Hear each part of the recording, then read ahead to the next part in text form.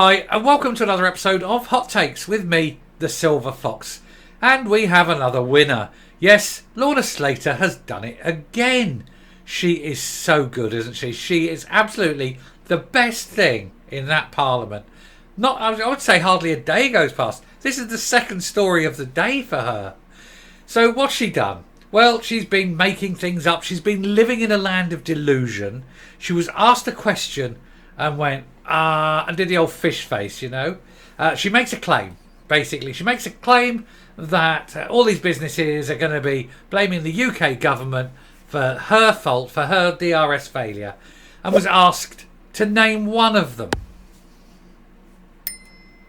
And answer came there none. What a performance. What a buffoon. And she is comedy gold. The only sad thing is that somebody has given her authority, and that's the one thing people this stupid should never be given. Because this is what they do with it, you know. So this £500 million is going to come back to her because she said, oh no, it's government's fault, and all these companies are going to blame the UK government. How many have? Oh dearie, dearie me.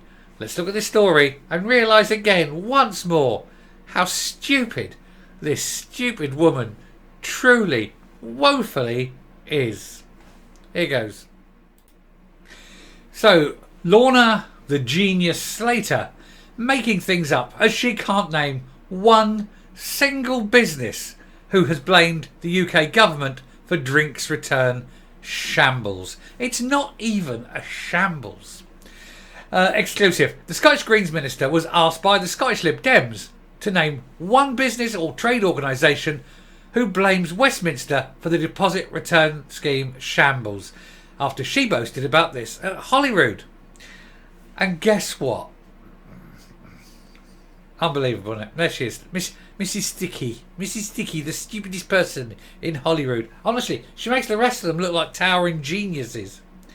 Anyway, Lorna Slater has been accused of making things up to defend her indefensible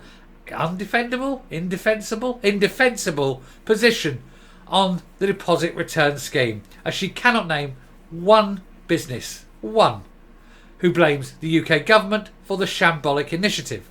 The Scottish Greens Minister has attempted to shift responsibility for the failure to design a workable scheme onto Westminster, despite her spearheading it since she was appointed for some reason back in 2021. And God knows why she's still there, given her entire history of uselessness. Now, the latest development has shed more light on her handling of the deposit return scheme. Last month, Miss Slater told the Scottish Parliament the main issue with the scheme, as pointed out to her by business, was the uncertainty surrounding it, which she blamed on the UK government. And it comes amid the SNP Greens the SNP and the Greens awaiting a UK internal market exemption, which I've covered. But that's because they're waiting for it, because they didn't put it in until the 6th of March. And then they put it in an incomplete format and didn't do all the assessments that should have gone with it, because that would have required intelligence and hard work. And that's two things that the Greens and the SNPs are unfamiliar with. Slater told Holyrood on April the 20th, I have engaged with businesses large and small and with trade associations, and the number one concern that businesses have raised with me is the uncertainty around the scheme. In particular, the uncertainty that has been created by the UK government not issuing an Internal Market Act exclusion. No, the truth is it's created by the stupidity of the Green Party. Aided and abetted, of course, by the stupidity of the SNP. Let's not blame it all on the Greens. The SNP are empowering them. Anyway, she's been accused of making that claim up by the Scottish Lib Dems, who submitted a parliamentary question to find out which businesses and trade associations have confirmed to the Minister that their number one concern is uncertainty created specifically by the UK government not issuing an exclusion to the United Kingdom Internal Market Act 2020. That's a very specific question, and having made that claim in Parliament, Slater, of course, should immediately be able to follow that up, because she would have foreseen that having said that, that question would be asked. Because anyone knows when you make a statement, you have to sit there and work out all the possible permutations of questions. That's what people do. That's what people with a brain do. In response, Miss Slater directed Liam MacArthur, the party's environmental spokesperson, to an open letter signed by the environmental NGOs calling for an exemption to be granted, but failed to name a single business or trade association. So she said that she had them and that they were doing it. He's asked her which ones, and she said, well, I can't answer that question because none of them have. Speaking to the Scottish Daily Express, Mr MacArthur highlighted that Miss Slater had seemingly not spoken the truth when attempting to pin the blame elsewhere. Gosh, tell me it ain't so. The Greens and the SNP lying. God, no. Never heard of this, such a thing, in all my puff. He said Lorna Slater could not have been clearer about the views of businesses and trade associations. And yet, in response to my direct question, she can only point to an open letter signed by environmental groups. So neither the businesses nor the trade associations, and neither of them signed it. But also, those environmental groups weren't blaming the Westminster government either. Anyway, perhaps businesses and trade associations really have been telling Lorna Slater behind the scenes that all this is the UK government's fault, but it seems unlikely. Rather, this latest response to my parliamentary question suggests the minister is just making things up. And it wouldn't surprise me because she hasn't got the ability to do the job. Then she panics and then she reaches around in her tiny little brain and lands on something and thinks, that sounds plausible to me. And then it comes out the front of her mouth. And yet it's all utter bollocks, isn't it? Everything she does and says. Oh, well. He said, it's not like businesses have been shy about coming forward with their opinions on this scheme. On the contrary, they have been consistently scathing about the haphazard manner in which the Scottish Government has sought to roll out DRS.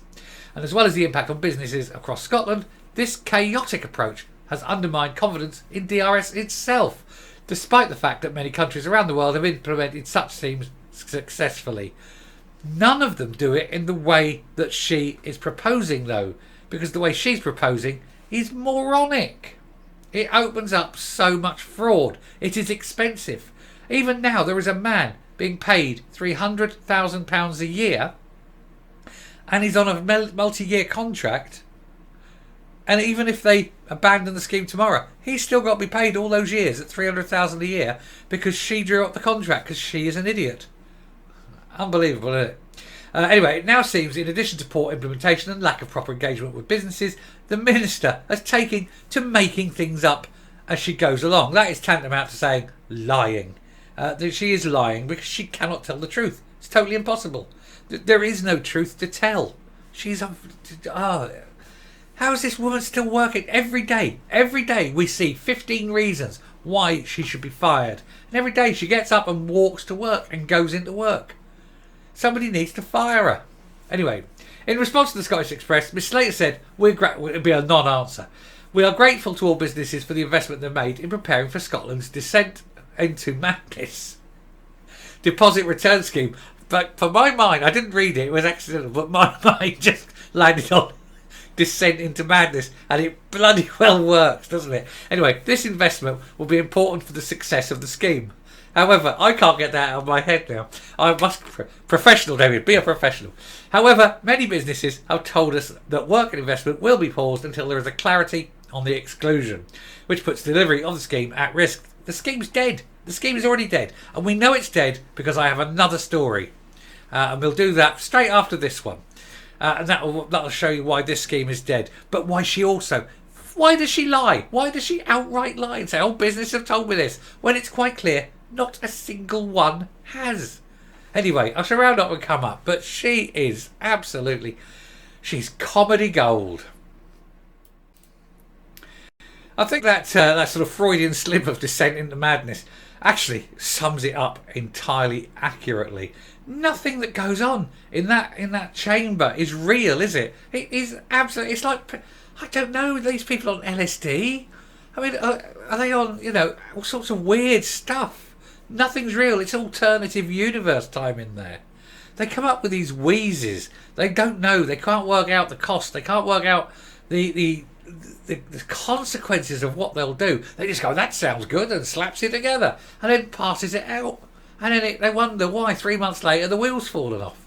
It's just a joke. And the thing is, though, this joke, this really funny joke, this hilarious piece of legislation is going to cost £500 million, and you are on the hook for it, because they've got to get it from somewhere, and that's going to be higher taxation. Either that, or they cut something from the health service, or from childcare, or for something. They've got to cut something. They either put your taxes up, or they cut your services. That's all they've got. And that's why they're so desperate to pass this off to Westminster. But of course, Westminster ain't wearing that one. That's not theirs. Not my monkeys. Not my circus. Anyway, I shall finish there. Thank you very much for watching as I descend into madness.